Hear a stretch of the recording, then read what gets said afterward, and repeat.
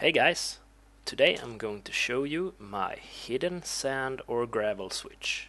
So basically I was watching YouTube and Kizuma Void showcased a design was submitted to him from a Reddit user. I'm gonna link the video in the description, but that design was basically a bud switch activated by breaking a smooth stone block, and the whole system was powered by a smooth stone generator that was running a clock, a redstone clock, all the time, just generating smooth stone if the system was empty.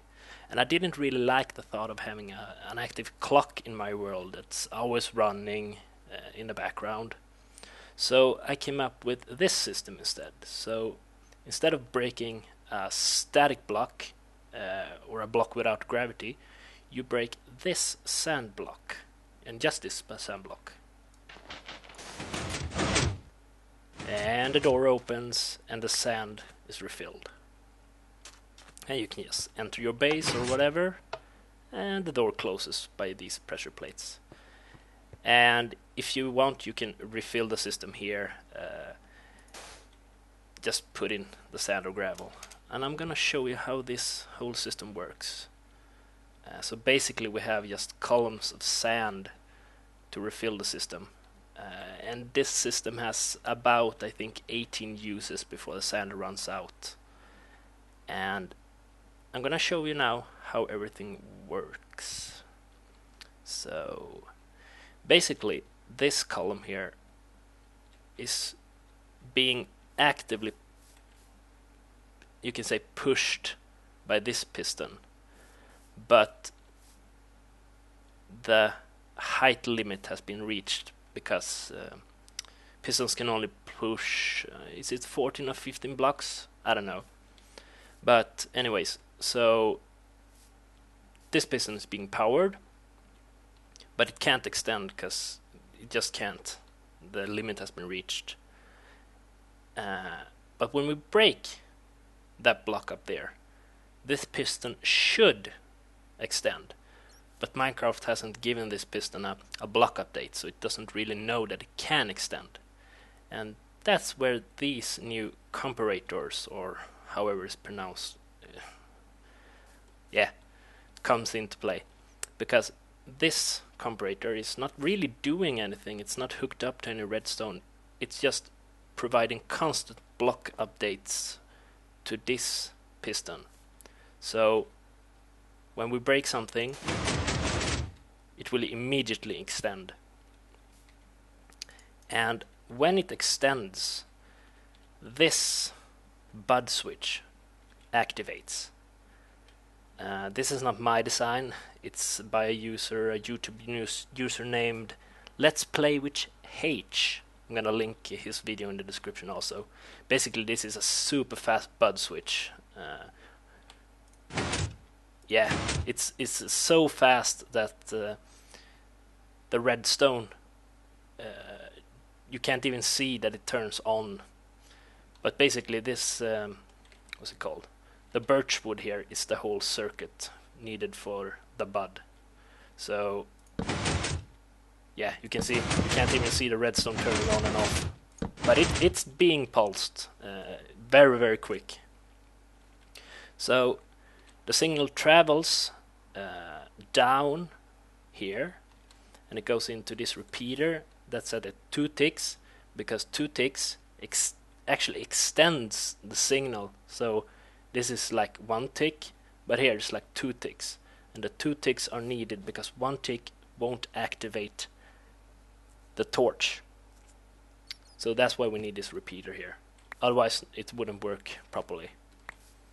So when this line is activated, this piston here is going to want to extend, and it's going to do that precisely when this piston is going down. And this is a sticky piston and this is just a regular piston. So this piston here is actually going to grab hold of that sand block there and pull it towards this, so it lands here. And that's very important because sand has become a little wonky. You can't extend them upwards because they're going to fall instantly and break. I'm gonna show you that later. But anyways, that's the most important thing here, that this piston pulls in the sand or gravel. So this piston here can extend it upwards again. And the system here is basically just a refill line, you can say. So I'm powering this repeater here that goes into this sand block, and it's powering the line on the other side, which is powering this piston. And as soon as this sand here is moved, this piston is going to want to extend, but it can't because it doesn't really know, exactly like this piston, it doesn't really know that it can extend. That's why we have a comparator here as well. So I'm gonna show you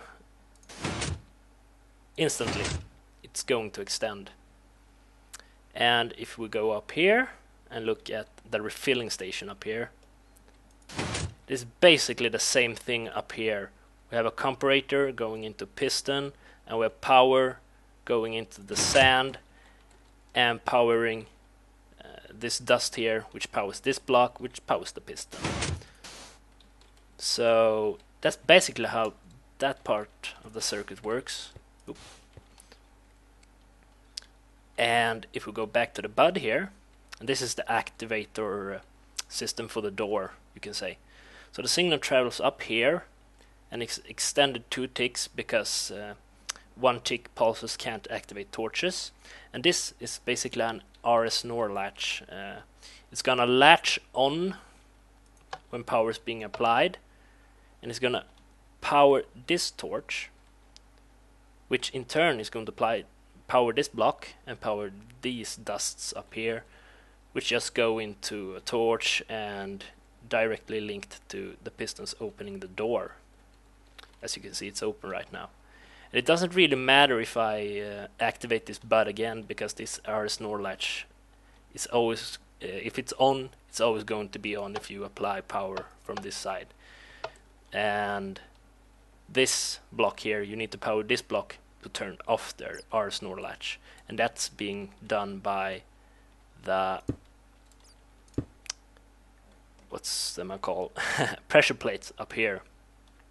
So when you step on this pressure plate or these or one of them, you're going to power this line down here, which is going to provide power to this block, turning this torch off and this line on, and the whole RS NOR latch is reset. So that's basically how it works. There are a few bugs with this system.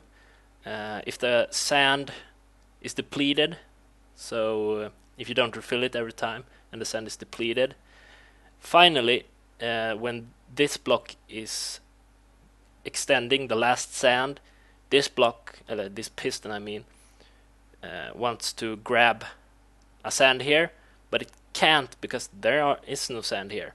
So when it retracts, it's air here, and this block is going to fall down, and at the same time this piston is going to extend, and it's just going to cause a mess, and every sand in this column that's left anyways is going to be destroyed by the bud constantly firing and this piston constantly firing and destroying the falling sand. But I don't think it's really that much of a problem. You have, as I said, you have 18 users or so before this happens. I'm gonna show it to you what happens if you deplete everything. And there we go. We're just going to break it. And now this is what's happening now.